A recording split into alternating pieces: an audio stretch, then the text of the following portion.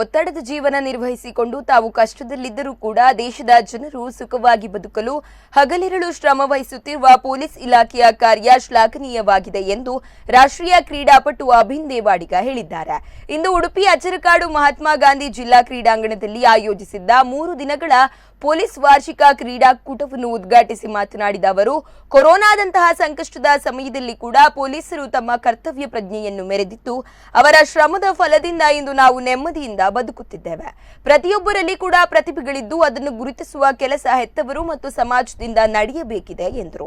ಕ್ರೀಡಾಕೂಟದ ಉದ್ಘಾಟನೆಗೂ ಮೊದಲು ಪೊಲೀಸ್ ಇಲಾಖೆಯ ವಿವಿಧ ವಿಭಾಗದ ತಂಡಗಳಿಂದ ಅಭಿನ್ ದೇವಾಡಿಗ ಅವರು ಸಾಮೂಹಿಕ ಗೌರವ ರಕ್ಷೆ ಸ್ವೀಕರಿಸಿದರು. ನಂತರ ಪಥಸಂಚಲನ ಹಾಗೂ ಕ್ರೀಡಾ ಜ್ಯೋತಿ ಪ್ರದರ್ಶನ ನಡೆಯಿತು. ಕಾರ್ಯಕ್ರಮದಲ್ಲಿ ಜಿಲ್ಲಾ ಪೊಲೀಸ್ ವರಿಷ್ಠಾಧಿಕಾರಿ ಎನ್ ವಿಷ್ಣುವರ್ಧನ್, ಜಿಲ್ಲೆಯ ಹೆಚ್ಚುವರಿ ಪೊಲೀಸ್ ವರಿಷ್ಠಾಧಿಕಾರಿ ಕುಮಾರಚಂದ್ರ ಸೇರಿದಂತೆ ಮತ್ತಿತರರು ಉಪಸ್ಥಿತರಿದ್ದರು.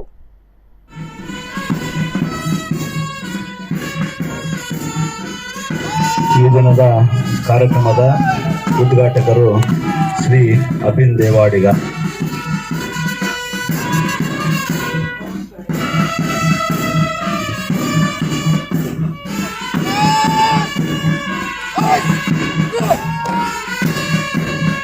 ಸಂಚಲನ ಮೊದಲನೇ ತಂಡ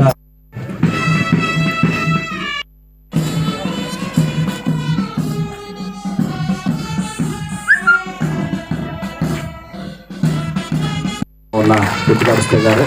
ಎಲ್ಲರಿಗೂ ಸಹ ಈ ಕಾರ್ಯಕ್ರಮವನ್ನು